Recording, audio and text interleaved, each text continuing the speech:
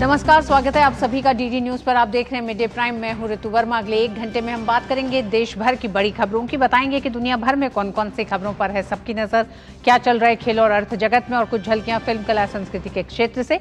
लेकिन सबसे पहले अभी तक की बड़ी खबरें। बिहार में कल होने वाले पहले चरण के विधानसभा चुनाव की तैयारियां तेज। आज पोलिंग बूथों पर पहुंचेगी चुनाव आयोग की टीम। निष्पक्ष और पारदर्शी चुनाव कराने पर रहेगा जोर।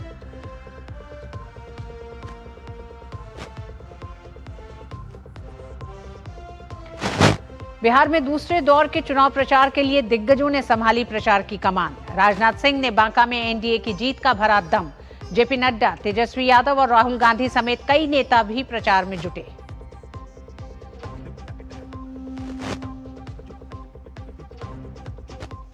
योगी सरकार का गरीबों को उपहार। माफिया मुख्तार अंसारी की कब्जाई जमीन पर बने फ्लैट्स गरीबों को दिए गए। सीएम योगी आदित्यनाथ ने लाभार्थियों को सौंपी चाबी। कहा, प्रदेश हुआ माफिया मुक्त, अपराधियों की नहीं खैर।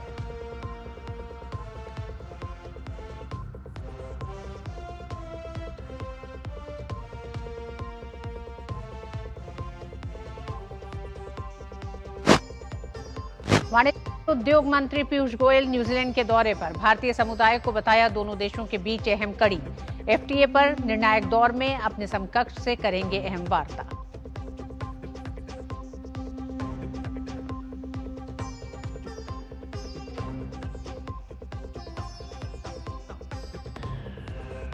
और देश भर में धूमधाम से मनाई जा रही है कार्तिक पूर्णिमा और गुरु नानक जयंती।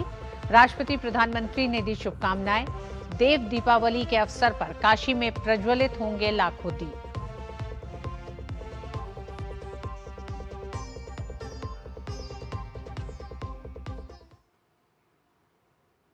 शुरुआत करेंगे बिहार चुनाव से। कल 6 नवंबर को होने वाले पहले चरण के बिहार विधानसभा चुनाव के लिए प्रचार अभियान थम चुका है। अब चुनाव आयोग की तैयारियां अंतिम चरणों में है। इस बार कुल 2616 प्रत्याशी चुनाव लड़ रहे हैं, लेकिन पहले चरण में 18 जिलों की 121 सीट पर 1314 प्रत्याशियों की किस्मत तय हो जाएगी। उससे पहले आज शाम तक हर पोलिंग बूथ पर चुनाव आयोग की टीम पहुंच जाएगी। पहली बार हर निर्वाचन क्षेत्र में एक सामान्य पर्यवेक्षक नियुक्त किया जाएगा।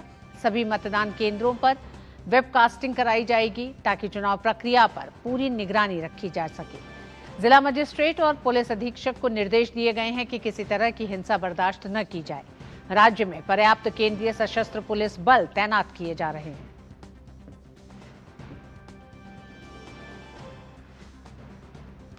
भाजपा के वरिष्ठ नेता राजनाथ सिंह ने बिहार के बांका विधानसभा क्षेत्र में जनसभा को संबोधित किया। इस दौरान राजनाथ सिंह ने एनडीए के नेतृत्व में हुए बिहार के विकास का जिक्र किया।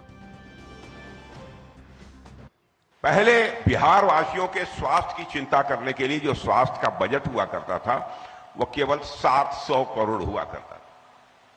बहनों भाइयों, आपको जानकर खुशी होगी, अब वो 20,000 करोड़ रुपए से अधिक का हो गया है बिहार का स्वास्थ्य का बजट। बिजली का ऐसा बुरा हाल था, बिजली बामुश्किल यदि 2, 3, 4 घंटे यदि आ जाए तो बहुत बड़ी बात मानी जाती थी। गांवों में लोग लालटेन से काम चलाते थे। और सारे हिंदुस्तान में बिहार के बारे में जो एक छवि बनी हुई थी, बिहार तो गरीबों का देश है, लेकिन प्रतिभाशाली लोगों का यह राज्य है, यह धारणा भी बिहार के बारे में बनी हुई कि आज बिहार में हाईवे, बड़े पुल, ग्रामीण सड़कों का जाल बिछा हुआ है। पटना में जहां कभी मौत दौड़ती थी, आज वहां पर मेट्रो दौड़ रही है पटना में। ऐसे हालात यहां पर पैदा हो गए। बिहार में कल पहले चरण का मतदान होना है। उससे पहले नेताओं के सामने नए नए सियासी मोड़ सामने आ रहे हैं। गौरा बौराम विधानसभा क्षेत्र से संतोष सहनी ने नामांकन वापस ले लिया है, जिसके बाद जेडीयू की प्रतिक्रिया आई है। संतोष सहनी के नामांकन वापस लेने पर जेडीयू नेता नीरज कुमार ने कहा कि वीआईपी पार्टी ने राजनीतिक आत्मसमर्पण कर दिया है। वीआईपी पार्टी ने राजनीतिक आत्मसमर्पण कर दिया है। ये सीधे तौर पर दिखाता है कि आप उम्मीदवार देके विड्रॉ कर रहे हैं। किसके दबाव में आपने विड्रॉ कर लिया? कौन है गुनाहगार? तो सीट विड्रॉ करा देना कौन बड़ी बात है? अति पिछड़ा को दंड बैठक करा देगा। अति पिछड़ा के साथ राजनीतिक अनाचार हो, ये तो तेजस्वी यादव की राजनीतिक सामंत की एक प्रक्रिया है। आरजेडी नेता तेजस्वी यादव ने संतोष सहनी के नामांकन वापस लेने पर कहा है कि ये उनका फैसला है। तेजस्वी ने ये भी कहा कि हम लोग अलग थोड़ी हैं। गौराबौराम विधानसभा क्षेत्र से संतोष सहनी विकासशील इंसान पार्टी के उम्मीदवार के तौर पर चुनाव लड़ रहे थे, लेकिन उनके इस फैसले के बाद पार्टी ने आरजेडी प्रत्याशी मोहम्मद अफजल अली खान को समर्थन देने की घोषणा की है। मुकेश सहनी जी ने अपने भाई को वापस कर लिया सर, बहुत अच्छा दिख रहा है महागठबंधन के लिए। देखिए, जो वो तो उनका निर्णय है, हम लोग जो है अब जो उनका निर्णय है तो इसमें हम लोग अलग थोड़ी है। और बिहार चुनाव पर और बात करने के लिए हमारे साथ अमरेंद्र गुप्ता जुड़े रहे हैं छपरा से, निशांत राय पटना से और मधुरेश भी जुड़ेंगे पटना से। लेकिन उससे पहले सीधे अमरेंद्र आप ही का रुख करते हैं।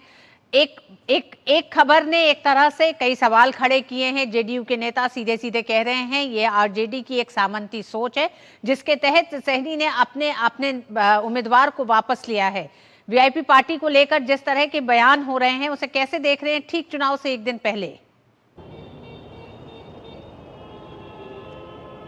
देखिए ऋतु, लगातार आप देखिए चुनाव से एक दिन पहले भले ही वीआईपी ने अपना कैंडिडेट विड्रॉल किया है, लेकिन कहीं ना कहीं महागठबंधन में सब कुछ ठीक नहीं चल रहा है। इस पूरे अगर चुनाव के दौरान देखें तो 12 सीटों पर अभी भी 12 सीटों पर महागठबंधन आमने सामने है, जिसमें हम बात करें RJD versus Congress, Congress versus VIP या वीआईपी वर्सेस आरजेडी, तो ये लगातार इसके महागठबंधन में ठीक नहीं है। और वीआईपी ने जब अपनी सीट पर अपना कैंडिडेट वापस लिया एक दिन पहले, तो कहीं ना कहीं इनकी एकता पर, इनके गठबंधन पे ही सवाल खड़े हो रहे हैं। और लिहाजा जो बिहार की जनता वो साफ तौर पर समझ रही है कि जनता के हक में क्या है और कौन पार्टी किस तरह से इन्फ्लुएंस कर रही है। देखिए ऋतु, सबसे बड़ी बात जो है, बिहार के 243 सीटों के लिए जो बिहार विधानसभा का कार्यकाल है वो 22 नवंबर को समाप्त हो रहा है और कल 6 नवंबर को सुबह 7 बजे से जो है 18 जिलों की 121 सीटों पर मतदान होना है। ऐसे में चुनाव की तैयारियां पूरी कर ली गई हैं। लगातार चुनाव आयोग ने अपनी तैयारियों को अंतिम रूप दे दिया है और मैं आपको बता दूं कि 121 जो सीटें हैं उस पर टोटल जो पोलिंग बूथ हैं वो 90,712 पोलिंग बूथ पूरे बिहार में बनाए गए हैं और इन्हीं में जो है मतदान होना है। चुनाव आयोग ने सेंसिटिव और ज़्यादा जो सेंसिटिव जो बूथ हैं उन पर पोलिंग का टाइम 1 घंटा कम कर दिया है और इसके लिए पैरामिलिट्री की 500 जो अतिरिक्त टुकड़ियां हैं उनको बुलाई गई हैं, यानी कि 3 लेयर में सुरक्षा जो मतदान स्थल की उसकी होगी। पहले लेयर में आर्म फोर्सेज होंगी, सेकंड लेयर में बिहार पुलिस होगी और थर्ड लेयर में जो आइडेंटिफिकेशन और जो वोटर आईडी वोट देने से पहले जो डॉक्यूमेंट्स की चेकिंग होगी वो जो चुनाव आयोग की टीम है वो करेगी। और ऋतु देखिए, चुनाव आयोग ने बहुत पारदर्शी तरीके से इस बार चुनाव को संपन्न कराया है और जिस तरह से चुनाव से पहले महागठबंधन जो आरोप लगा रहा था वोटर आईडी कार्ड को लेके, आधार कार्ड को लेके, तो मैं आपको बता दूं कि चुनाव आयोग ने जो है आधार कार्ड के साथ PAN card, driving licence, passport, मनरेगा सहित 12 डॉक्यूमेंट्स की एक लिस्ट जारी की है और उन लिस्ट में 12 डॉक्यूमेंट्स है वो आईडी लेकर कोई भी व्यक्ति मतदान केंद्र पर जाएगा जो वोटर है और वो अपना वोट जो है कास्ट कर सकता है। तो बहुत ही ट्रांसपेरेंट प्रक्रिया से इस समय चुनाव के काम को किया गया है और मतदान को लेके लगातार मैं देख रहा हूं पिछले 2 दिनों से किस तरह से जिला निर्वाचन अधिकारी, हर जिले के जो जिलाधिकारी हैं वो जिला निर्वाचन अधिकारी हैं वो खुद सड़कों पे हैं, वो खुद मोहल्लों में हैं, गली गली हैं और वो जाकर लोगों से अपील कर रहे हैं कि पहले आप मतदान करिए और बाद में जलपान करिए। स्कूलों की बाकायदा जो बच्चों की जो टोली है वो सड़कों पे घूम के मतदान के लिए प्रचार कर रही है, लोगों से ये आह्वान कर रही है कि पहले आप ज्यादा से ज्यादा लोग अपने सरकार है अपने इस वोट के अधिकार को पूरा करें, इसकी अपील लगातार चुनाव आयोग करिए। निशांत राय हमारे साथ बने हुए हैं। निशांत, 2025 का बिहार का ये विधानसभा चुनाव कई मायनों में अलग होने जा रहा है। राजनीतिक पार्टियां अपनी राजनीतिक जमीन को जहां एक तरफ बचाने की कोशिश कर रही हैं, एनडीए का बहुत कुछ दांव पे है, उसे बचाने की एक कोशिश होगी, तो वहीं दूसरी तरफ जनता की भी एक बड़ी परीक्षा है, क्योंकि एसआईआर की पूरी प्रक्रिया में जिस तरह से जनता ने सहयोग किया चुनाव आयोग का, उसके बाद अब ये चुनाव होने जा रहा है। हालांकि हम ये देख रहे हैं कि दिल्ली में राहुल गांधी ने एक बार फिर प्रेस कॉन्फ्रेंस करके इस बात पे सवाल उठाए हैं चुनाव आयोग को लेकर कि एसआईआर की प्रक्रिया को लेकर कि कुछ मतदाता छूट जा रहे हैं। चुनाव आयोग ने भी अपना पलट के जवाब दिया है कि क्यों कांग्रेस के तमाम बीएलए खामोश बैठे रहे इतने समय तक, जब उनके पास समय था कि वो अपील करें। लेकिन जनता में किस तरह से उत्साह है इस चुनाव को लेकर?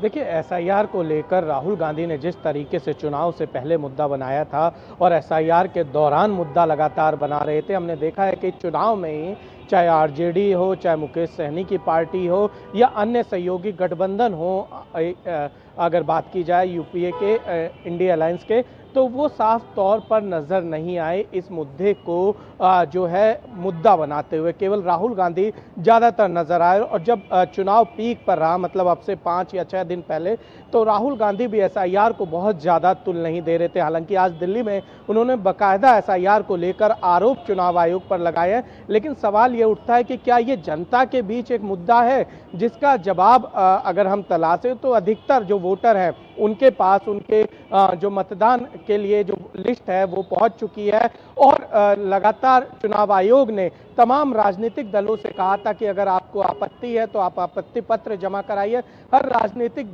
दल का अपना बूथ लेवल एक एजेंट होता है, बीएलए, जो कि वहां पर रह रहे निवासियों का जो वोटर प्रमाण पत्र है वो देखता है। अगर उसको आपत्ति होती है तो वो जिला निर्वाचन अधिकारी के समक्ष वो प्रस्तुत कर सकता है। लेकिन कांग्रेस की ओर से कुछ भी ऐसा नहीं किया गया, यहाँ तक कि राजद की ओर से भी नहीं। लेकिन उसके बावजूद एसआईआर को एक मुद्दा बनाना ये दिखलाता है किस तरीके से लोकतांत्रिक संस्थाओं पर एक तरीके से विपक्ष हमलावर हो रहा है। और ये समझ में आता है कि विपक्ष को कहीं ना कहीं कुछ डर है, जिसकी वजह से पहले से ही एक बड़ा बहाना ढूंढते हुए नजर आने लगा है। लेकिन सवाल यही उठता है कि राहुल गांधी जब एसआईआर की बात कर रहे हैं, जब बिहार में चुनाव हो रहा है, तो आखिर उनके बीएलए ने कितनी आपत्ति दर्ज कराई, आखिर उस सबूत के साथ वो बाहर क्यों नहीं आ रहे हैं कि हमने इतनी आपत्ति दर्ज कराई। उसके बावजूद चुनाव आयोग ने वोटर लिस्ट से उन लोगों का नाम काट दिया। एक बड़ा सवाल ये राहुल गांधी के लिए भी है। लेकिन अगर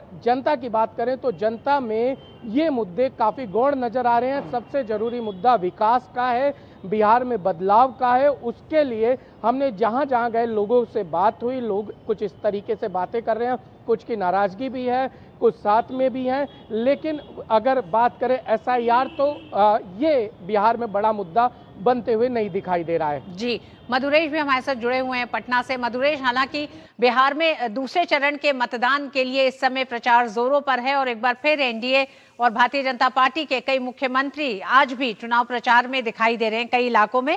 लेकिन अगर पहले चरण के चुनाव प्रचार की ही बात करें मधुरेश, तो हमने देखा कि जहां एक तरफ एनडीए ने अपनी पूरी ताकत झोंकी, बीजेपी के कई मुख्यमंत्री कई इलाकों में दिखाई दिए हैं, ऐसे में महागठबंधन का खासकर तेजस्वी यादव और राहुल गांधी की कितनी संयुक्त रैलियां हुई, कितनी जगह उन्होंने जनता के लिए वो उन मुद्दों को उठाया है। ये सवाल इसलिए बन जाता है बड़ा क्योंकि आज जब मात्र 24 घंटे पहले अगर राहुल गांधी अभी भी शिकायत यही कर रहे हैं कि चुनाव आयोग ने कुछ नाम रद्द कर दिए हैं, मतदाताओं को उनका अधिकार नहीं मिल रहा है, ये बात हम पिछले 3 महीने से सुन रहे हैं।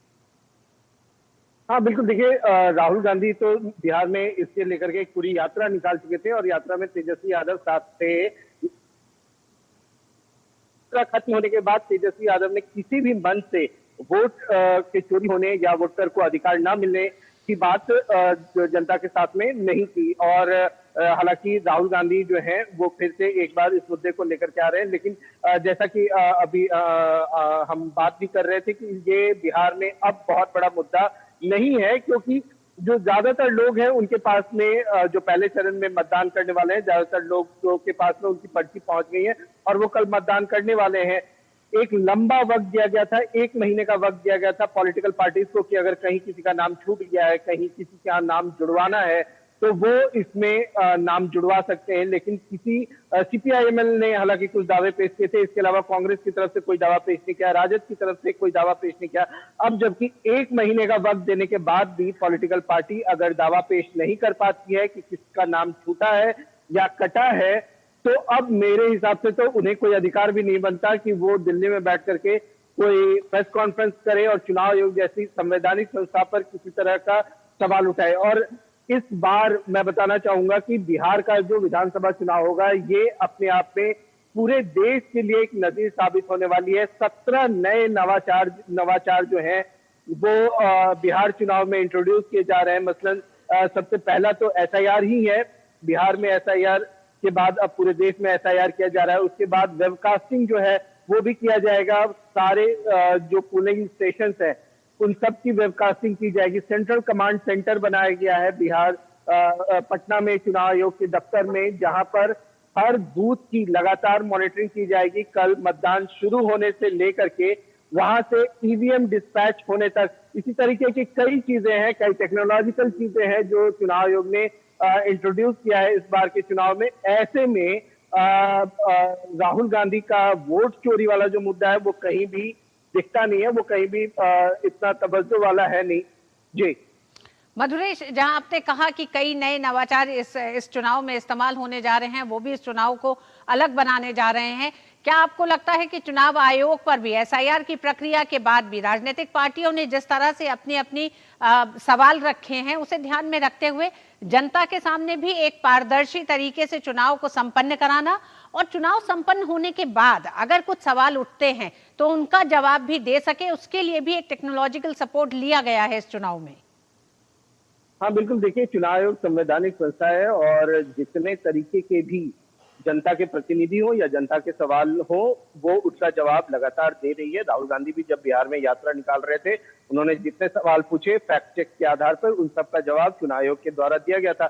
इसके बाद भी जो भी पॉलिटिकल पार्टीज हैं या जनता की तरफ से अगर कोई क्वेरी होती है सोशल मीडिया के माध्यम से हो या फिर जिलाधिकारी के समक्ष अगर कोई अपना दावा या आशंका प्रस्तुत करता है तो उसके भी जवाब निश्चित रूप से दिए जा रहे हैं। लेकिन इस बार जिस तरह का टेक्नोलॉजिकल एडवांसमेंट चुनाव आयोग के द्वारा प्रोड्यूस किया जा रहा है, ये चुनाव मतदान को और ज्यादा पारदर्शी बनाएगा, और ज्यादा क्लियर बनाएगा और कोई शक की गुंजाइश ना हो, कोई सवाल की गुंजाइश ना हो, और इसका चुनाव आयोग हर तरीके से ध्यान रख रहा है। जी मधुरेश, आपसे भी जानना चाहेंगे और उसको विस्तार लेते हुए हम निशांत और अमरेंद्र के पास भी जाएंगे, लेकिन पहली टिप्पणी आपसे। बिहार के चुनाव को हमेशा से कहा जाता है कि जातिगत आधार पर इस चुनाव या वोटिंग को हम चुनाव से अलग नहीं कर सकते हैं। विकास एजेंडा है, विकास केंद्र में है, लेकिन वोट करने जब बिहार का वासी निकलता है तो हावी होती है उसकी जातियां। क्या इस चुनाव में विकास का एजेंडा जाति पर हावी पड़ता दिखाई दे रहा है? देखिए, बिहार का चुनाव चाहे लोकसभा का हो, चाहे विधानसभा का हो या फिर निकाय का चुनाव हो, जाति समीकरण बहुत महत्वपूर्ण है। ये बात सच है और इसे नकारा नहीं जा सकता है। लेकिन विधानसभा का ये चुनाव अपने आप में जैसा कि मैंने पहले भी कहा कि एक नजीर बनने वाली है। क्यों कि इस बार जो विकास का मुद्दा है वो बेहद महत्वपूर्ण है। एक तरफ एनडीए के 20 साल का शासनकाल है जिसमें जो शासन व्यवस्था है वो सुदृढ़ हुई है, महिलाएं आत्मनिर्भर हुई है, महिलाओं को रिजर्वेशन मिला है, इसके अलावा रोजी रोजगार के ऑप्शंस खुले हैं और उद्योग धंधे भी लगे हैं। दूसरी तरफ एक राजद का कार्यकाल रहा है, 15 सालों का पुराना कार्यकाल है जिसे जंगल राज का भी नाम दिया जाता था। तो लोग कहीं ना कहीं उस राज को अभी के राज से कंपेयर कर रहे हैं और विकास का जो मुद्दा है इसीलिए बेहद महत्वपूर्ण हो जाता है। और खास करके ये मुद्दा तब भी महत्वपूर्ण हो जाता है जब आप देखते हैं कि आपका पड़ोसी राज्य हो, चाहे यूपी की बात हो या फिर कोई दूसरा राज्य हो, वो बेहतर तरीके से आगे बढ़ रहा है। और एक वक्त था कि जब आप अपने घर से शाम में 5 बजे के बाद या 6 बजे के बाद निकलने के लिए सोचते थे और आज आप वो वक्त देख रहे हैं कि बड़ी बड़ी इंडस्ट्रियां लाइन में खड़ी हैं, पाइपलाइन में हैं, जो कि बिहार में उद्योग स्थापित करना चाहती हैं, जो कि जिसके कारण बिहार में बड़ी संख्या में लोगों को रोजगार मिलेगा। इसके साथ ही जो महिलाएं हैं उनके सेफ्टी को लेकर भी बड़े स्तर पर काम किए गए। तो निश्चित रूप से इस बार विकास का जो मुद्दा है कहीं ना कहीं जाति समीकरण और जाति के ऊपर है। जी निशांत, जातीय समीकरण को एनडीए ने भी साधा है, महागठबंधन का भी पूरा जोर है, क्योंकि इसको हटा के शायद बिहार के चुनाव की कल्पना नहीं की जा सकती, ये एक सच्चाई है। लेकिन दूसरी तरफ जब हम बात करते हैं अब कि किस तरह से जमीन पर गठबंधन काम कर रहे हैं, उसमें हमने देखा कि पहले चरण का चुनाव खत्म होने के बाद, हालांकि दूसरे चरण का प्रचार आज भी जारी है तमाम इलाकों में, अमित शाह ने बहुत साफ कहा कि 160 सीटों का दावा किया है। दावा यह भी किया है कि चुनाव जीतने के बाद एनडीए का मुख्यमंत्री का चेहरा नीतीश कुमार ही है। तो दो बड़े सवाल जनता के सामने जो महागठबंधन लगातार रख रहा था, उसका जवाब भी चुनाव में जाने से पहले एनडीए ने दे दिया है। क्या यह आपको लगता है ये भी एक रणनीति का हिस्सा है? देखिए, सबसे पहले जातीय समीकरण की बात करूं, 2014 के बाद से, जब से नरेंद्र मोदी इरा आया है, उसके बाद से हमने देखा है कि तमाम राज्यों में जातीय समीकरण टूटे हैं। और बीजेपी की अगर सोशल इंजीनियरिंग की बात करें तो बीजेपी हालांकि इसको मैनेज जरूर करती है, लेकिन इस इरा में केवल आप अगर चुनाव का विश्लेषण जातीय समीकरण से करेंगे तो शायद आप हर बार की तरह खुद से निराश होंगे। और ये लगातार हुआ है। हमने हरियाणा के चुनाव में देखा है, हमने उत्तर प्रदेश के चुनाव में देखा है, हमने झारखंड के चुनाव में देखा है, और भी राज्यों के चुनाव में देखा है कि जातीय समीकरण कई जगहों पर टूटते हुए नजर आए। और बिहार में भी इस बार ऐसा होने वाला है, जैसा कि आपने खुद ही बताया कि महिलाओं को आरक्षण दिया है और महिलाओं के लिए जो तमाम तरह की योजनाएं हैं, रोजगार योजनाएं, उसका एक बड़ा असर मिलेगा। और सबसे बड़ी बात है कि अब जातीय समीकरण के साथ साथ हमें लाभार्थी वर्ग को भी जोड़ना होगा और फिर उसके बाद एनालिसिस करना होगा कि कौन से राजनीतिक गठबंधन कितना मजबूत है। बिहार में अगर बात करें जो फ्री राशन दिया जा रहा है, उसमें बड़ी संख्या में लोग हैं जिनको 2 टाइम का खाना सरकार की ओर से, खासकर जो गरीबी रेखा से नीचे है, मुहैया कराया जा रहा है। वो एक बड़ा वर्ग है जो कि किसी जाति से ऊपर उठकर सरकार के साथ उम्मीदों के साथ भरा रहता है। दूसरा, विश्वकर्मा योजना एक ऐसी योजना है जो तमाम उन छोटे कारीगरों के लिए है जो गांव में बड़ी मुश्किल से अपना पेट पाल पाते थे, लेकिन इस योजना के बाद से उनके जीवन में एक बड़ा बदलाव आया है। इसी तरीके से प्रधानमंत्री आवास योजना, इज्जत घर, ये तमाम तरह की सरकारी, केंद्र सरकार की योजनाएं हैं जिसने बहुत ज़्यादा चुनावी तस्वीर को बदला है। दूसरी तरफ अगर बात करें, जो आपने कहा कि नीतीश कुमार चेहरा होंगे और प्रधानमंत्री नरेंद्र मोदी का नेतृत्व होगा, आप कह सकते हैं कि बिहार में आधी आबादी के लिए जिस समय अमित शाह ने बात कही है, तो ये सीधा संदेश है कि बिहार इन्हीं के नेतृत्व में आगे बढ़ेगा और इसका पूरी तरीके से एनडीए को फायदा भी मिलने जा रहा है। सबसे बड़ी बात है कि विपक्ष की ओर से जो लगातार बातें कही जा रही हैं, रोजगार मुद्दा बनाया जा रहा है या भ्रष्टाचार मुद्दा बनाया जा रहा है, कोई खास सबूत जो है वो जनता के सामने नहीं लाया जा रहा है। ऐसे में उम्मीद की जा सकती है कि फिलहाल की स्थिति में एनडीए की जो कैंपेन था पहले चरण के लिए, वो काफी मजबूत है और हमें बिहार का एनालिसिस करने के लिए जातीय समीकरण प्लस लाभार्थी वर्ग के दोनों को देखना होगा। उसके बाद हो सकता है बिहार का बेहतर एनालिसिस मिल सके। जी अमरेंद्र, आपसे अंत में जानना चाहेंगे कि जिस तरह से चुनाव आयोग भी पूरी तैयारियां कर रहा है, वो कौन कौन से इलाके हैं जो अति संवेदनशील भी रखे गए हैं पहले चरण के लिए, जिसमें चुनाव आयोग ने अपनी एक अलग तैयारी की है उन इलाकों को लेकर?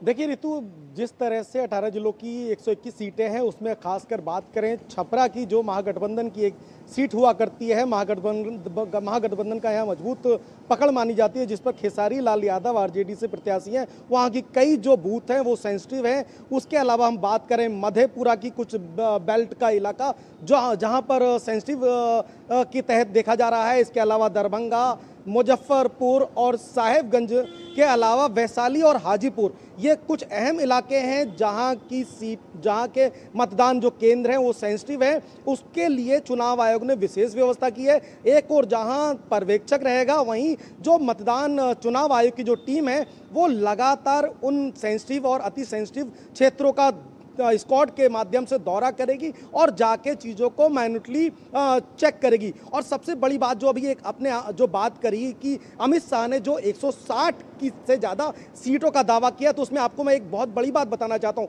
चाहे बात करें प्रधानमंत्री नरेंद्र मोदी की, गृह मंत्री अमित शाह की, या किसी भी एनडीए के बड़े नेताओं की, इवन नीतीश कुमार की, देखिए उन्होंने एक ही बात कही है कि हम एनडीए हैं। एनडीए में भारतीय जनता पार्टी, जेडीयू, लोक जनशक्ति पार्टी रामविलास, इसके अलावा जीतन राम मांझी की हम और उपेंद्र कुशवाहा की राष्ट्रीय लोक मोर्चा, और उन्होंने इसका नाम दिया है पांच पांडव। तो पांच पांडव इस समय बिहार की चर्चा का केंद्र हैं, क्योंकि इन्होंने वो पांचों पांडवों की तरह मजबूती से अपने जो विकास की बयार इस 20 सालों में बिहार में भई है उसकी बात रखने की बात कही है। उन्होंने एक एग्जाम्पल सेट करने की कोशिश की है कि किस तरह से महागठबंधन जो है, महाठग गठबंधन के नाम से पिछले 20 साल पहले उसने बिहार को बनाया, और जो विकास के रास्ते पर बिहार जा रहा है उसकी गति को रोकने की 2025 का विधानसभा चुनाव बिहार का 20 साल पहले के बिहार और 20 साल बाद के बिहार के बीच का चुनाव है। ये दोनों तुलनात्मक चुनाव होने जा रहा है।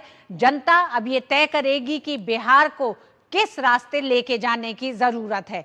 बहुत बहुत धन्यवाद आप तीनों का ही। कल पहले चरण का मतदान होना है, उससे जुड़ी तमाम जानकारियों के लिए धन्यवाद। और मिड डे प्राइम में वक्त एक छोटे से ब्रेक का।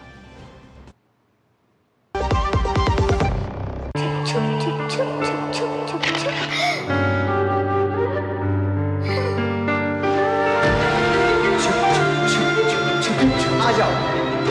Yes papa. जिंदगी किसी के लिए नहीं रुकती, हम भी आपको कहां रुकने देंगे। जिंदगी के हर मोड़ पर LIC है तो इंश्योर्ड है। LIC हर पल आपके साथ। 80 करोड़ लोगों को मुफ्त राशन की सौगात है। एक नहीं, दो नहीं, ये 5 साल तक की बात है। मुफ्त में आपको अन्न मिलेगा, हर परिवार हर मंथ मिलेगा, कहीं भी किसी भी राशन की दुकान से मिलेगा। ये मोदी की गारंटी है। जी हाँ, प्रधानमंत्री गरीब कल्याण अन्न योजना के तहत 1 जनवरी 2024 से आने वाले 5 सालों तक गरीब और अंत्योदय परिवारों को हर माह मुफ्त राशन मिल रहा है। मुसीबतों की छुट्टी, मोदी की गारंटी। कौन है जो जोड़े देश को? विकसित भारत का विकसित भारत।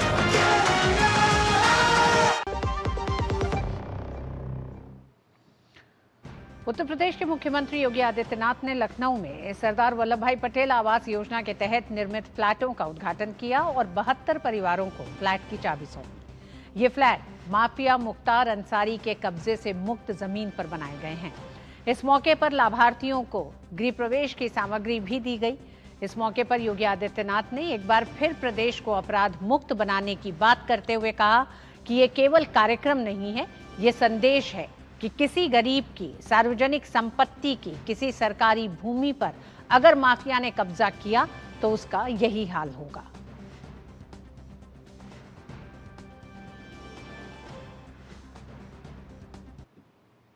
लगातार पूरे प्रदेश के अंदर, पूरा पश्चिम, कहीं भी आप जाइए, मध्य में, बुंदेलखंड में, हर जगह ये माफिया हावी थे। लेकिन इन माफिया को जब सरकार की जीरो टॉलरेंस की नीति के तहत कंट्रोल किया गया और जिस भाषा में वो समझता था उस भाषा में उसको समझाना प्रारंभ किया गया, आज उत्तर प्रदेश की कानून व्यवस्था एक मॉडल के रूप में जानी जा रही है। आज का ये कार्यक्रम केवल एक कार्यक्रम नहीं है, ये अपने आप में एक संदेश भी है कि अगर किसी गरीब की, किसी व्यापारी की, किसी सार्वजनिक संपत्ति की और किसी सरकारी भूमि पर किसी माफिया ने, किसी अपराधी ने कब्जा किया तो उसका यही हाल होगा जो यहां पर हम लोगों ने किया है, और वही हाल होगा जो प्रयागराज में इससे पहले हम लोगों ने किया है। मुख्यमंत्री योगी आदित्यनाथ ने विपक्ष पर निशाना साधते हुए कहा कि माफियाओं को शागिर्द बनाने वालों को जनता ने सबक सिखा दिया है, लेकिन फिर भी ये लोग सुधरना नहीं चाहते। उन लोगों के लिए भी संदेश है जो लोग माफिया को अपना शागिर्द बनाते हैं, उनकी कब्र में जाकर के फतिया पढ़ते हैं, उन माफिया को गले लगा करके गरीबों का शोषण करते हैं या करवाते रहे हैं। अब उत्तर प्रदेश में तो नहीं कर पाएंगे, उत्तर प्रदेश की जनता तो उनकी असलियत समझ चुकी है, इसलिए उनको जवाब देती है। लेकिन ये सभी जगहों के लिए बराबर लागू होता है ये माफिया किसी के नहीं है, पेशेवर अपराधी किसी के नहीं है। लखनऊ में आवासीय योजना में लोगों को संबोधित करते हुए योगी आदित्यनाथ ने कहा, यह कॉलोनी ठीक डीजीपी के आवास के सामने है, जो पहले एक माफिया ने अवैध कब्जा करके अपनी कोठी बना ली थी, लेकिन अब प्रशासन ऐसे अपराधियों को बर्दाश्त नहीं करेगा। डीजीपी का आवास इसके ठीक सामने है और आप सोचो कैसे आवास थे, कैसे यहां पर डीजीपी आवास के ठीक सामने समाजवादी पार्टी की सरकार के समय एक माफिया भूमि पर, सरकारी भूमि पर कब्जा करके अपनी आलीशान कोठी खड़ी कर देता है। कोई पूछने वाला नहीं, कोई जांचने वाला नहीं, उनके गुर्गों को कोई रोकने वाला नहीं। और जब उस माफिया को गिरफ्त में लेना प्रारंभ किया तो उसको बचाने के लिए मैं देख करके दंग था, कैसे कैसे लोग उसको बचाने के लिए पैरोकार बन करके उसकी पैरवी करते हुए दिखाई दे रहे थे। बहनों और भाइयों, समाज के विकास का सबसे बड़ा बैरियर है ये माफिया वृत्ति। समाज के लिए ये आपराधिक वृत्ति सबसे बड़ा कोड़ है। इसको अगर हम उखाड़ेंगे नहीं, ये उखड़ेगा नहीं, विकास नहीं हो सकता। और विकास सिंह लखनऊ से हमारे साथ इस खबर पर जुड़ गए हैं। विकास, शायद पिछले 30 साल में उत्तर प्रदेश में ये कोई पहला मुख्यमंत्री होंगे योगी आदित्यनाथ जिन्होंने एक मंच से खड़े होकर माफियाओं के खिलाफ, और ये वो माफिया हैं जो पूर्व के जो मुख्यमंत्री थे उनके साथ साथ कंधे से कंधा मिला के चलते थे, चाहे अतीक अहमद हो या फिर मुख्तार अंसारी हो। अगर मुख्यमंत्री खुद खड़े होकर ये कहते हैं कि राजनीतिक शरण जिस तरह से दी जाती थी, तो इन राजनीतिक पार्टियों को भी बड़ा संदेश और जनता को भी जगाने का एक काम क्या लगता है योगी आदित्यनाथ आज अपने इस संबोधन के साथ कर रहे हैं? जी बिल्कुल, ये कार्रवाई बिल्कुल साफ दर्शाती है, क्योंकि हमारे पीछे जो आप फ्लैट देख रहे हैं यही वो 72 फ्लैट बनाए गए हैं जिनको दुर्बल आय के लोगों को दिए गए हैं। और यहाँ पर मुख्तार अंसारी का कब्जा था और ये मात्र यहाँ से 100 मीटर भी आगे नहीं होगा डीजीपी, प्रदेश के पुलिस महानिदेशक का आवास। तो आप समझिए, इसके पीछे अगर अवैध जमीन पर कब्जा कर बिल्डिंग निर्माण किया जाता है तो क्या रसूख रखते रहे होंगे वो लोग इस प्रदेश में। उनका नाम लेने से लोग कतराते थे, उनका संबोधन नहीं करते थे, ऐसी उनकी सत्ता पे पकड़ थी। क्या मुख्यमंत्री प्रदेश के, क्या मंत्री, क्या पुलिस बल जब भी कोई कार्रवाई करने का इरादा करता था, यहां तक कि ऐसे भी कई उदाहरण प्रदेश में आए कि एक डिप्टी एसपी को तो जिसने कार्रवाई की थी उसके खिलाफ उसको नौकरी से इस्तीफा देना पड़ा, उसको इतना प्रताड़ित किया गया उसको इस कदर। तो तमाम सारी कहानियां हैं, तमाम सारी फहरिस्त, एक लंबी फहरिस्त है। मुख्तार अंसारी के ले लीजिए, अतीक अहमद के ले लीजिए, तमाम सारे बड़े संगठित गिरोह थे। मुख्यमंत्री योगी आदित्यनाथ ने संगठित गिरोह के खिलाफ जो कार्रवाई की, माफियाओं के खिलाफ जो कार्रवाई की, जो साफ दर्शा रहा है उत्तर प्रदेश में कि माफिया मुक्त उत्तर प्रदेश अगर कहें, संगठित अपराध पूरी तरीके से समाप्त होने के कगार पे आ गया है। ये मुख्यमंत्री योगी आदित्यनाथ की ही इच्छा शक्ति है। उन्होंने पुलिस को सख्त निर्देश दिए हैं कि जो भी अपराधी माफिया है उसके खिलाफ आप कठोर कार्रवाई करें, और उसी का नतीजा है कि तमाम सारे नाम अब इस दुनिया में नहीं है। तो ये कार्रवाई उन्होंने की, ये कार्रवाई की पूरब से लेकर पश्चिम तक कार्रवाई की गई, और उसी का आज सबसे बड़ा उदाहरण मुख्यमंत्री योगी आदित्यनाथ ने पेश किया एक बार राजधानी लखनऊ में भी कि माफिया के कब्जे से मुक्त कराई गई जमीन को गरीबों को बांटा। ये सामान्य लोगों को नहीं बांटी गई, उससे लाभ नहीं कमाया मुख्यमंत्री योगी आदित्यनाथ ने। ये फ्लैट जहां पर जिस जगह मौजूद है वहां पर इसकी वर्तमान कीमत 50 लाख से ज्यादा एक फ्लैट की है, क्योंकि ये ऐसी जगह मौजूद है 1090 चौराहा सामने, मुख्यमंत्री आवास 1.5 किलोमीटर की दूरी पर, विधानसभा यहां से 2 किलोमीटर की दूरी पर, तो सबसे प्राइम लोकेशन पर ये स्थित है और इसकी कीमत 50 लाख से ज्यादा की आंकी जाती है, तकरीबन 1 करोड़ तक। तो मात्र 10 लाख रुपए में दुर्बल आय के लोगों को ये दिया गया है। तो आप समझ सकते हैं किस कदर जो पीएम मोदी की एक जो सोच है कि अंत्योदय तक योजनाओं का लाभ पहुंचाना, उसको लाभ पहुंचाना। सरकार किसके लिए काम कर रही है, किसके खिलाफ काम कर रही है। जी विकास, ये भी चाहेंगे आप अपने कैमरामैन से कहिए कि एक बार इन फ्लैट्स की तरफ भी कैमरा को घुमाएं, इसलिए भी कि दर्शक भी देखें कि किस तरह से मुख्तार अंसारी का जो पूरा आशियाना था, जो कि सीधे डीजीपी ऑफिस के सामने ही था, उसको ध्वस्त करके अब जो तैयार किया गया है, और खासकर उन वंचितों और गरीब तबकों के लिए, क्योंकि ये जो माफिया अपनी पूरी सत्ता को स्थापित करते हैं प्रशासन और पुलिस के दम पर, उसमें बहुत से ऐसे गरीबों की जमीन होती है जिसको हड़पा गया है लंबे समय तक। जी बिल्कुल बिल्कुल, सामान्य लोगों की ये इनकम रहती है, संपत्ति रहती है, जिसपे कब्जा किया इन माफियाओं ने।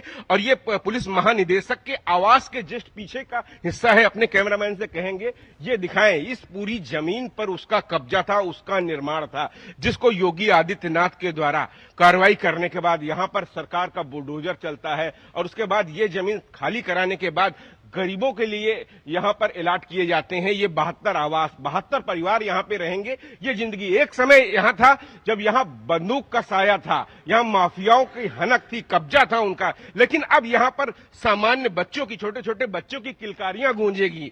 सामान्य लोग यहाँ पर रहेंगे, आम गरीब लोग यहाँ पर रहेंगे, और उनका सपना, जो सिर्फ सपना ही शायद रहता, लेकिन ये सपना साकार हो गया। कोई भी दुर्बल आय के आदमी, उस व्यक्ति का आदमी सोच नहीं सकता था कि इस लोकेशन पर उसको आवास मिल सकता है। वो कर दिखाया मुख्यमंत्री योगी आदित्यनाथ ने कि इतनी कीमती, बेशकीमती जमीन को उन्होंने गरीबों को दिया। उन 72 परिवारों को चुना गया। इसके लिए तकरीबन 5000 से ज्यादा आवेदन आए थे। उसके बाद जिसमें लॉटरी के बाद 72 परिवारों को सिलेक्ट किया गया। और मुख्यमंत्री योगी आदित्यनाथ ने इसके साथ इस जगह से एक ऐलान और किया है कि वो जो गरीब वर्ग के लोग हैं, उनके लिए यहाँ पर विकास प्राधिकरण अन्य योजनाओं में उनको मकान देगी। इस बात का उन्होंने आज ऐलान किया है। तो कोई भी गरीब वंचित तबके के जो लोग हैं, जो एक सोच है सरकार की, डबल इंजन की सरकार की, कि अंत्योदय पर खड़े आदमी को सबसे ज्यादा सरकार का लाभ पहुंचना चाहिए बिना किसी मीडिएटर के, वो सीधा काम किया जा रहा है। और साफ साफ माफियाओं के खिलाफ सख्त कार्रवाई, जो भी जनता से लूटे हुए पैसे हैं उन पर सख्त कार्रवाई की जाएगी। अगर कोई लाभ देना है तो गरीब वंचित को देना है, जो उसका हकदार है। जी ऋतु। विकास, माफियाओं का पनपना अगर हम कहें तो उसके पीछे सीधा सीधा एक कारण रहा, राजनीतिक पार्टियों ने शह दी अपनी राजनीतिक महत्वाकांक्षा के लिए। जब मुख्यमंत्रियों के साथ जब इस तरह के माफिया घूमते हैं इलाके में, तो जनता में एक भय पैदा होता है। क्या योगी आदित्यनाथ जब इस मंच से इस बात को दोहराते हैं कि अभी भी वो अधिकारी, वो लोग जो माफियाओं के लिए सहानुभूति रखते हैं, वो अपने पैर पे कुल्हाड़ी मार रहे हैं, ये सिर्फ उन्हीं को चेतावनी नहीं है, बल्कि जनता को भी ये ढाढ़स, ये हिम्मत दिलाना है कि वो विद्रोह करें। वो ऐसे माफियाओं से उन्हें डरने की जरूरत नहीं है, उन अधिकारियों से डरने की जरूरत नहीं है जो माफियाओं को संरक्षण दे रहे हैं। जी बिल्कुल, इसी बात का नतीजा है कि तमाम सारे लोग, अब उन पर कोई जुल्मो सितम होता है, उनकी जमीन पर कब्जा होता है, तो सीधे आकर मुख्यमंत्री पोर्टल पर शिकायत करते हैं, सीधे जाके थाने में शिकायत करते हैं। और सभी पुलिस कर्मियों को निर्देश है कि किसी भी प्रकार से किसी कमजोर गरीब की शिकायत जरूर सुनी जाए और उस पर त्वरित कार्रवाई की जाए। और बड़े बड़े माफियाओं के नाम इस दुनिया से अभी मिट गए हैं। उत्तर प्रदेश में जो एनकाउंटर की लिस्ट अगर उत्तर प्रदेश की बताती है कि तकरीबन 250 से ज्यादा अपराधियों को पुलिस ने मुठभेड़ में मार गिराया है, और 30,000 से ज्यादा मुठभेड़ हुई है, जिसमें ये बदमाश घायल हुए हैं। ये उत्तर प्रदेश की कार्रवाई है, जहां पर माफियाओं के खिलाफ सख्त एक्शन लिया जा रहा है। जहां पर चाहे माफिया मुख्तार अंसारी रहे हो, अतीक अहमद रहे हो, संजीव जीवा रहे हो, मुकीम काला रहे हो, इन सब पर कार्रवाई की गई। और इन सब पर कार्रवाई करने के साथ साथ जो इनकी अवैध रूप से इकट्ठा की गई संपत्ति है, उस पर बुलडोजर भी चला और उन संपत्तियों पर सरकार का कब्जा भी किया। और प्रयागराज में भी ऐसा उदाहरण उन्होंने पेश किया कि अतीक अहमद की कब्जा की हुई जमीन को मुक्त कराकर वहां पर भी गरीबों के लिए आवास बनाए गए। और यहां मुख्तार अंसारी की इस जमीन पर, जिस पर उसने अवैध कब्जा कर रखा था, सरकारी जमीन पर, सार्वजनिक जमीन पर, उसको कब्जा मुक्त कराया गया। और यह सिलसिला बदस्तूर जारी रहेगा। मुख्यमंत्री योगी आदित्यनाथ का साफ निर्देश है कि किसी भी गरीब और कमजोर आदमी को डरने की जरूरत नहीं है। लेकिन ये बात साफ दर्शाती है, जिस बात का आपने जिक्र किया, कि इनका दशकों तक राजनीतिक संरक्षण इस कदर रहता था कि शासन सत्ता से जुड़े लोग, पुलिस महकमे से जुड़े लोग, इनकी नीचे रहते थे, इनके खिलाफ बोलने की हिम्मत नहीं रहती थी, लेकिन इसी को जनता ने नकारा। ये जनता की ही ताकत थी जो इसके बाद यहां पर मुख्यमंत्री योगी आदित्यनाथ ने जो कार्रवाई की, उसके बाद लगातार बादस्तूर ये कार्रवाई जारी है और इसका जो प्रतिफल मिल रहा है उत्तर प्रदेश में, तो 40 लाख करोड़ से ज्यादा इन्वेस्टमेंट यूपी में प्रस्तावित हुआ है। और धरातल पे जिस तरीके से काम किया जा रहा है, चाहे वो एयरपोर्ट निर्माण के लिए हो, चाहे वो एक्सप्रेसवे निर्माण के लिए हो, चाहे तमाम सारी इंडस्ट्रियल कॉरिडोर जो बनाए जा रहे हैं, ये सब उसी का नतीजा है कि यहाँ पर कानून का राज स्थापित हुआ, माफिया मुक्त उत्तर प्रदेश होगा,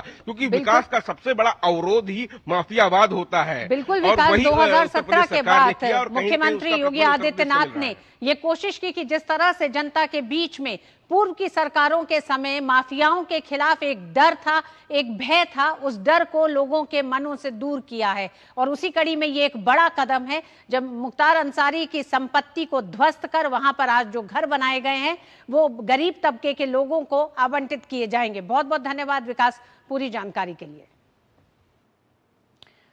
मिड डे प्राइम में वक्त एक छोटे से ब्रेक का।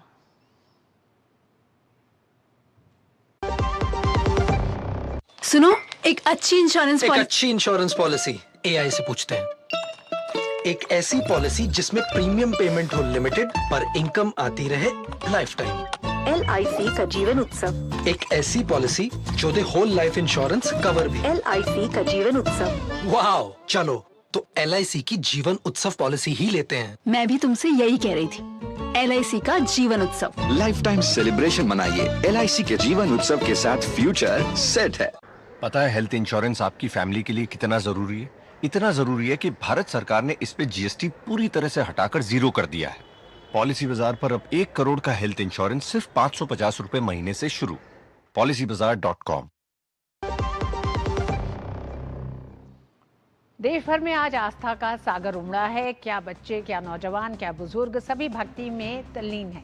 संस्कृति, आस्था और विरासत की आज त्रिवेणी दिखाई पड़ती है। आज सिखों के गुरु नानक देव जी का प्रकाश पर्व है। अमृतसर के हरमिंदर साहिब गुरुद्वारा से लेकर देश भर के सभी गुरुद्वारों में अमृत वाणी गूंज रही है। वहीं कार्तिक पूर्णिमा पर लोग पवित्र स्नान कर रहे हैं। काशी में देव दीपावली का पर्व मनाया जा रहा है। मान्यता है कि कार्तिक पूर्णिमा के दिन भगवान शिव ने त्रिपुरासुर का वध किया था और देवताओं ने दीप जलाकर विजय का उत्सव मनाया था, जिसके बाद से देव दीपावली मनाई जाती है। इस दिन काशी में गंगा के घाटों पर दियों की जगमगाहट का अद्भुत नजारा होता है। इस बार भी काशी में दिव्यता, भव्यता और आधुनिकता का अद्भुत उदाहरण दिखाई देगा। देव दीपावली के अवसर पर तैयारियां पूरी की गई हैं काशी में।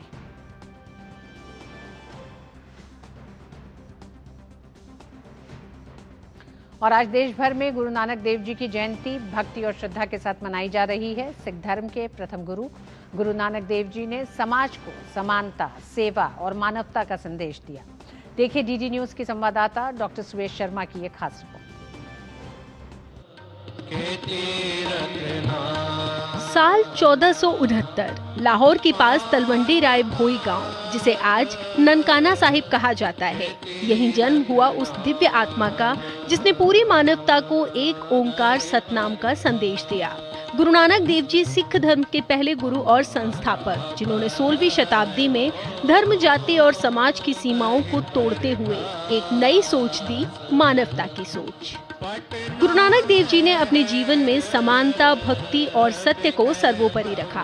उन्होंने कहा, न कोई ऊंचा न कोई नीचा, सब एक ही परमात्मा की संतान है। गुरु नानक देव जी एक सिख कौम ਦੇ ਬਾਨੀ ਇਹੋ ਜਿਹੇ ਇੱਕ ਰਹਿਬਰ ਹੋਏ ਜਿਨ੍ਹਾਂ ਨੇ ਕੁੱਲ ਦੁਨੀਆ ਨੂੰ ਸਾਂਝਾ ਉਪਦੇਸ਼ ਦਿੱਤਾ। ਵੱਖ-ਵੱਖ ਧਰਮਾਂ ਦੇ ਵੱਖ-ਵੱਖ ਧਰਮ ਸਥਾਨਾਂ ਤੇ ਗਏ, ਕੁੱਲ ਦੁਨੀਆ ਦੇ ਰਹਿਬਰ, ਕੁੱਲ ਦੁਨੀਆ ਦੇ ਧਰਮ ਉਹਨਾਂ ਦੇ ਕਾਇਲ ਹੀ ਹੋਏ, ਉਹਨਾਂ ਦੇ ਫੈਨ ਹੀ ਹੋਏ। ਇਸ ਕਰਕੇ ਗੁਰੂ ਨਾਨਕ ਦਾ ਪ੍ਰਕਾਸ਼ ਦਿਹਾੜਾ ਸਾਰੇ ਹੀ ਧਰਮ कुल दुनिया ਦੇ ਵਿੱਚ बड़ी श्रद्धा भावना ਦੇ ਨਾਲ मनाया जाता है। प्रधानमंत्री नरेंद्र मोदी ने गुरु नानक देव जी की शिक्षाओं को मानवता का मार्गदर्शन बताया। साल 2019 में करतारपुर कॉरिडोर का उद्घाटन कर उन्होंने श्रद्धालुओं के लिए आस्था का रास्ता आसान बनाया। हरमिंदर साहिब को FCRA पंजीकरण की अनुमति दी गई, जिससे अब विदेशों से भी लंगर सेवा के लिए दान संभव है। लंगर पर से GST हटाना, सिख दंगा पीड़ितों को मुआवजा देना, सिख युवाओं के लिए शिक्षा छात्रवृत्तियों में बढ़ोतरी सरकार के समानता से समृद्धि के विजन को और सशक्त बनाते हैं। ये सब गुरु परंपरा के आदर्श, न्याय और सेवा के प्रतीक है। ਸਾਡੇ ਪ੍ਰਧਾਨ ਮੰਤਰੀ ਸ਼੍ਰੀ ਨਰਿੰਦਰ ਮੋਦੀ ਜੀ ਹਰ ਸਾਲ ਉਹ ਕਿਸੇ ਨਾ ਕਿਸੇ ਜਿੱਥੇ ਵੀ ਹੁੰਦੇ ਨੇ ਸਟੇਟ ਦੇ ਵਿੱਚ ਜਾ ਕੇ ਗੁਰਦੁਆਰਿਆਂ ਵਿੱਚ ਨਤਮਸਤਕ ਹੁੰਦੇ ਨੇ ਤੇ ਸਿੱਖ ਕੌਮ ਨੂੰ ਪਛਾਣਨ ਦੀ ਕੋਸ਼ਿਸ਼ ਕਰਦੇ ਨੇ। ਉਹ ਸਮਝਦੇ ਨੇ ਕਿ ਸਿੱਖ ਜਿਹੜੇ ਨੇ ਬੜੀ ਸ਼ਰਧਾ ਭਾਵਨਾ ਦੇ ਨਾਲ ਸੇਵਾ ਔਰ ਸਿਮਰਨ ਦੇ ਨਾਲ ਜੁੜਦੇ ਨੇ ਕਿ ਬਿਨਾਂ ਕਿਸੇ ਵੈਰ ਵਿਰੋਧ ਤੋਂ ਉਹ ਸਾਰਿਆਂ ਧਰਮਾਂ ਦੀ ਸੇਵਾਵਾਂ ਸਿੱਖ ਕਰਦੇ ਨੇ। ਇਸ ਗੱਲ ਨੂੰ भारत सरकार भी समझती है। आज गुरु नानक जयंती के मौके पर देश भर के गुरुद्वारों में श्रद्धालुओं की भीड़ उमड़ी है। लोग मत्था टेक कर आशीर्वाद ले रहे हैं, सेवा में भाग ले रहे हैं और गुरुवाणी का पाठ सुन रहे हैं। हर गुरुद्वारे में कीर्तन और लंगर का आयोजन किया गया है, जहां भक्ति के साथ साथ समानता और करुणा का संदेश गूंज रहा है। गुरु नानक देव जी का प्रकाश पुरब है जी। इसी उन्होंने आशीर्वाद लेने से पूरी फैमिली समेत गुरुद्वारा रकाबगंज साहब आए हैं जी, ताकि गुरु महाराज की खुशियां प्राप्त कर सकें। ਅੱਜ ਬਹੁਤ ਜ਼ਿਆਦਾ ਰੌਣਕ ਹੈਗੀ ਹੈ, ਬੱਚਿਆਂ ਨਾਲ ਆਏ ਆ ਤਾਂ ਕਿ ਇਹਨਾਂ ਨੂੰ ਵੀ ਆਸ਼ੀਰਵਾਦ ਮਿਲ ਸਕੇ ਬਾਬਾ ਜੀ ਦਾ। ਵਾਹਿਗੁਰੂ ਜੀ ਕਾ ਖਾਲਸਾ, ਵਾਹਿਗੁਰੂ ਜੀ ਕੀ ਫਤਿਹ। ਬੋਲੇ ਸੋਨਿਆ ਸਤਿ ਸ੍ਰੀ ਅਕਾਲ। गुरु नानक देव जी का संदेश सिर्फ भक्ति का नहीं, बल्कि मानवता और एकता का मार्ग है। आज जब पूरा देश उनकी जयंती मना रहा है, तो गुरुद्वारे से यही स्वर गूंज रहा है, एक ओंकार सतनाम। वाहिगुरु जी का खालसा, वाहिगुरु जी की फतेह। सेवा, सद्भाव और मानवता का संदेश देने वाला ये प्रकाश पर्व प्रत्येक मनुष्य के हृदय में मानवता की ज्योत जलाता है। कैमरा पर्सन सुमित दीवान के साथ मैं doctor Soyash Sharma, DD news, Delhi. Bhajpa महासचिव तरुण चुग ने SIR के मुद्दे पर ममता बनर्जी पर निशाना साधा है। उन्होंने कहा कि ममता बनर्जी का विरोध भ्रम फैलाने के लिए है, क्योंकि उन्हें पारदर्शिता और जवाबदेही से डर है। SIR जरूर होगा, ये संविधान और जनता दोनों की इच्छा है। SIR का पूर्णतः कार्य संवैधानिक और पारदर्शिता की प्रक्रिया को बढ़ाना है, मतदाता सूची को शुद्ध और बढ़िया करना है। ममता बनर्जी का विरोध केवल भ्रम और भय फैलाने की राजनीति है। बंगाल की जनता समझ चुकी कि ममता बनर्जी का असली डर पारदर्शिता और जवाबदेही से है। SIR तो होगा ही, क्योंकि ये संविधान की मर्यादा और जनता की इच्छा दोनों है। जम्मू कश्मीर के किश्तवाड़ से आतंकी मुठभेड़ चल रही है। छत्रू इलाके में आज सुबह सुरक्षा बलों और आतंकियों के बीच एनकाउंटर शुरू हुआ, जो अभी भी जारी है। सुरक्षा बलों ने इस पूरे इलाके को घेर लिया है। ये मुठभेड़ एक खुफिया सूचना के आधार पर शुरू हुई, जिसमें इलाके में आतंकियों की मौजूदगी की जानकारी दी गई। सेना की व्हाइट नाइट कोर और जम्मू कश्मीर पुलिस के संयुक्त ऑपरेशन में ये एनकाउंटर चल रहा है। सूत्रों के अनुसार यहां 2 से 3 आतंकियों के छिपे होने की आशंका है।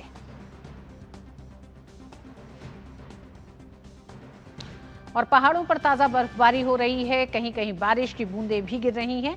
ताजा बर्फबारी के बाद पहाड़ सफेद चादर में ढके हुए नजर आए। उत्तराखंड में चमोली जिले के कई हिस्सों में आज ताजा हिमपात हुआ। वहीं हिमाचल के लाहौल स्पीति, मनाली और जम्मू कश्मीर के गुलमर्ग में भी बर्फबारी के बाद पहाड़ों का दृश्य काफी सुंदर लग रहा है।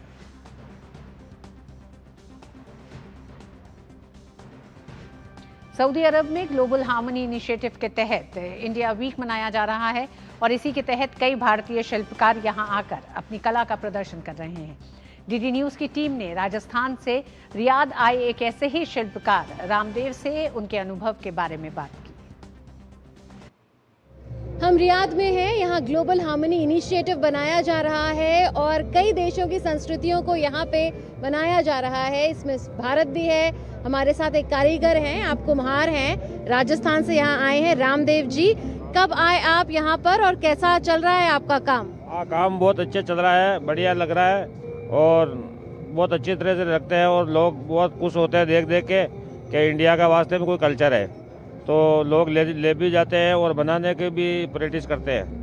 क्या कितने सालों से कर रहे हैं आप ये काम? ये काम मैं तो 15 सालों से कर रहा हूँ, लेकिन विदेशों में मैंने 3-4 साल से मैं आ रहा हूँ। पहली बार आए हैं आप सऊदी अरेबिया या पहले भी आ चुके हैं? पहले भी आ चुका हूँ। पहले बॉलीवुड लगा था 4 महीने का, उस 4 महीने में करके गया था और अब वापस आया हूँ यहाँ पे। अपने बच्चों को सिखा रहे हैं आप ये काम? ये मेरा एक बच्चा दुबई में है, यही काम कर रहा है, चौकीडानी के अंदर है। अगले साल भी आओगे आप यहाँ? जरूर आएंगे।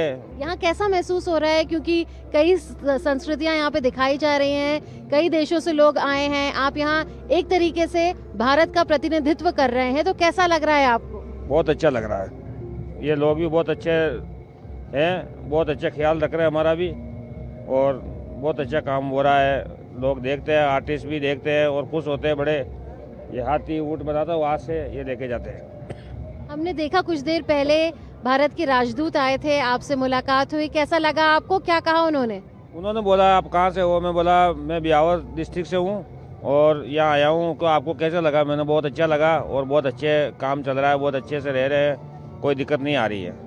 बहुत बहुत शुक्रिया आपका हमसे बात करने के लिए। तो ये थे रामदेव जी, कारीगर हैं जो भारत से आए हैं, यहाँ अपना काम कर रहे हैं और देश और दुनिया से लोग यहाँ पर आ रहे हैं ऐसे कारीगरों का काम देखने के लिए, और भारत को बहुत पसंद किया जा रहा है, ऐसे कारीगरों को बहुत पसंद किया जा रहा है। कैमरामैन प्रमोद नेगी के साथ मैं मुनमुन भट्टाचार्य, दूरदर्शन न्यूज के लिए रियाद से। अमेरिकी सुप्रीम कोर्ट आज राष्ट्रपति डोनाल्ड ट्रंप की टैरिफ नीति से जुड़े मामले की सुनवाई करेगा। व्हाइट हाउस की प्रेस सचिव कैरोलिन लेविट ने बताया है कि राष्ट्रपति और उनकी कानूनी टीम पूरी तरह तैयार है। लेविट ने कहा कि हमें पूर्ण विश्वास है कि सुप्रीम कोर्ट सही निर्णय लेगा। उन्होंने कहा कि इस मामले का महत्व केवल राष्ट्रपति ट्रंप तक सीमित नहीं है, बल्कि ये भविष्य के राष्ट्रपतियों द्वारा टैरिफ के आपातकालीन अधिकारों के इस्तेमाल से भी जुड़ा है। दरअसल इस मामले में फिलहाल विभिन्न कारोबारी संगठनों और 12 अमेरिकी राज्यों ने कानूनी चुनौती दी है। ये केस ट्रंप प्रशासन के अंतर्राष्ट्रीय आपातकालीन आर्थिक शक्तियों अधिनियम के तहत कार्यपालिका की शक्तियों की सीमा तय करेगा।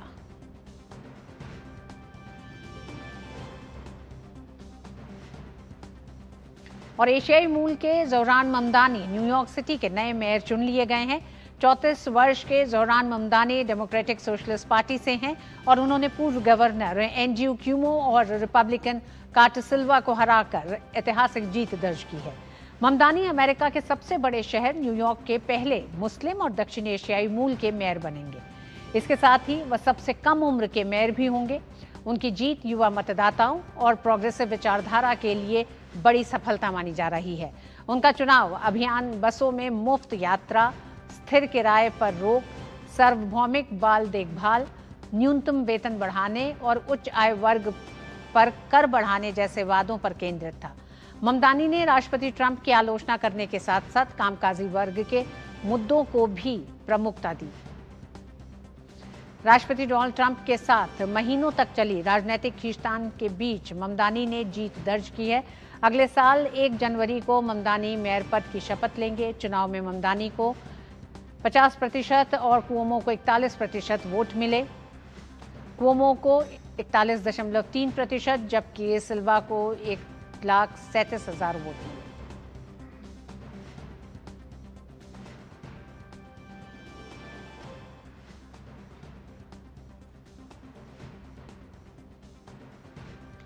और आइए अब हमारे सहयोगी गौरव आपको बताएंगे कि खेल जगत की ताज़ा खबरें क्या है। शुक्रिया रितु। और खेल जगत की खबरों की शुरुआत करते हैं, जहां पर हरमनप्रीत कौर की कप्तानी वाली विश्व कप विजेता भारतीय महिला क्रिकेट टीम बुधवार को देर शाम दिल्ली पहुंच गई। दिल्ली के ताज पैलेस होटल पहुंचने पर खिलाड़ियों और सहयोगी स्टाफ पर गुलाब की पंखुड़ियां बरसाई गईं और ढोल नगाड़ों के साथ टीम का भव्य स्वागत किया गया। जेमा रॉड्रिग्स, राधा यादव और स्नेह राणा होटल के भीतर ढोल की थाप पर थिरकती नजर आईं। इससे पहले मुख्य कोच अमूल मजूमदार के साथ टीम के सदस्यों का मुंबई के हवाई अड्डे पर गर्मजोशी से स्वागत किया गया। स्टार एयर की विशेष चार्टर्ड उड़ान से टीम मुंबई से दिल्ली पहुंची। भारत ने रविवार को नवी मुंबई में फाइनल मुकाबले में दक्षिण अफ्रीका को 52 रन से हराकर पहली बार विश्व कप जीता था।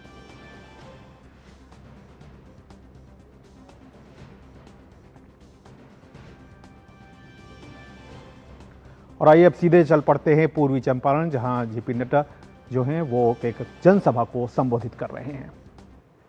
26 ट्रेनें जो वंदे भारत अमृत भारत एक्सप्रेस सर्विस है, वो 26 ट्रेनें बिहार से शुरू हो रही हैं। 98 रेलवे स्टेशन नए बनाए जा रहे हैं। और आपको ये जानकर खुशी होगी कि बापू धाम मोतिहारी और रक्सौल स्टेशन ये एयरपोर्ट के तरीके का रेलवे स्टेशन बनेगा, इस तरीके का नया युग का रेलवे स्टेशन बनेगा, उसके लिए काम चल रहा है। पटना मेट्रो, इसका उद्घाटन फर्स्ट फेज का हो गया है और इस पर एलिवेटेड मेट्रो कॉरिडोर बन चुका है 4.3 किलोमीटर का। पटना का एयरपोर्ट 12,000 करोड़ रुपए की लागत से जयप्रकाश अंतरराष्ट्रीय एयरपोर्ट बन करके तैयार होकर के चालू हो गया है। आज पटना की शक्ल उस एयरपोर्ट के बदल चुकी है, इसको हमको समझना चाहिए। बीटा में 14,000 करोड़ रुपए का नया एयरपोर्ट बन रहा है, 14,000 करोड़ रुपए का। दरभंगा में आज 26 फ्लाइटें उतर रही हैं दरभंगा में। इस तरीके से बदलता बिहार है और बिहार में 4 नए एयरपोर्ट पर काम चल रहा है, 4 नए एयरपोर्ट पर काम चल रहा है, इसको हमको समझना चाहिए। बोलिए, बिहार में विकास हुआ है कि नहीं हुआ है? जरा जोर से बोलो, हमको ऊंचा सुनता है। जोर से बोलो, बिहार का विकास हुआ है कि नहीं हुआ है? इस विकास को बनाए रखना है कि नहीं रखना है? इस विकास को बनाए रखना है तो उसके लिए राणा रणधीर को चुनाव जिताना है कि नहीं जिताना है? इनको भेजना है विधानसभा के नहीं भेजना है? मित्रों, यही आपसे मुझे आशा है। आप बताइए, यहां मेरी दीदियां बैठी हैं, हमारी बहनें बैठी हैं, बताइए महिला रोजगार योजना में 10-10 हजार रुपया खाता में पहुंच रहा है कि नहीं पहुंच रहा है? पहुंचा कि नहीं पहुंचा? और दीदी 11 तारीख का इंतजार कीजिए, नीतीश बाबू 14 तारीख के बाद 2 लाख रुपया आपके अकाउंट में डालेंगे ताकि आपका विकास हो सके, आपको आगे बढ़ाया जा सके। आप स्वरोजगार के दृष्टि से आगे बढ़िए। उसी तरीके से हमारी आशा बहनों की तनख्वाह बढ़ा दी गई है, उसी तरीके से ममता दीदी का उनका भी ऑनरेरियम बढ़ा दिया गया है, उसी तरीके से अपंग, विधवा और वृद्धा पेंशन ये 3 गुना बढ़ा दिया गया है, 3 गुना बढ़ा दिया गया है, ताकि आप, हमारे बुजुर्ग लोग, हमारी विधवा बहनें, हमारे विकलांग भाई, जो हमारे दिव्यांग भाई हैं, उनको इज्जत से जीने का अधिकार हो सके और वो ठीक से जी सके, उसके लिए 3 गुना पेंशन। तो ये आप सुन रहे थे भाजपा के राष्ट्रीय अध्यक्ष जेपी नड्डा को, जो कि बिहार के पूर्वी चंपारण में एक चुनावी जनसभा को संबोधित कर रहे थे। बहरहाल एक बार फिर से खबरों का रुख करते हैं और खेल जगत की क्या कुछ खबरें हैं उसको एक बार फिर से देखना शुरू करते हैं। तो महिला विश्व कप के सफलतापूर्वक समापन के बाद बीसीसीआई ने महिला प्रीमियर लीग 2026 की तैयारी जो है वो शुरू कर दी है। अगले सीजन के लिए मेगा नीलामी 27 नवंबर को नई दिल्ली में हो सकती है। मीडिया रिपोर्ट के मुताबिक बीसीसीआई ने लीग की सभी 5 फ्रेंचाइजियों को सूचित कर दिया है कि नीलामी 27 नवंबर को नई दिल्ली में होगी। और अब खेल जगत की बात करते हैं, जहां पर भारत के ग्रैंड मास्टर विदित गुजराती को फीडे विश्व कप के दूसरे दौर की बाजी में अर्जेंटीना के 12 साल के ओरो फास्टिनो ने ड्रॉ पर रोका। असाधारण प्रतिभा और खेल में तेजी से प्रगति करने के लिए स्वदेश में शतरंज के मेसी के नाम से मशहूर फास्टिनो ने पहले दौर के अपने से बेहतर रैंकिंग वाले क्रोएशिया के एंटे वर्किच को हराया था और दूसरे दौर में काले मोहरों से खेलते हुए उन्होंने गुजराती के खिलाफ प्रभावी प्रदर्शन किया। दोनों खिलाड़ी 28 साल के बाद मुकाबले को ड्रॉ कराने के लिए राजी हो गए। क्लासिकल टाइम प्रारूप के दूसरी बाजी में विदित गुजराती आज काले मोहरों से खेलेंगे। तो ऋतु, ये थी खेल जगत से जुड़ी हुई तमाम खबरें। बाकी एक बार फिर से खबरों का सिलसिला आपके साथ। धन्यवाद गौरव इन तमाम खबरों के लिए। और मिड डे प्राइम में आज बस इतना ही। डीडी न्यूज पे खबरें जारी रहेंगी। मुझे दीजिए अनुमति। नमस्कार।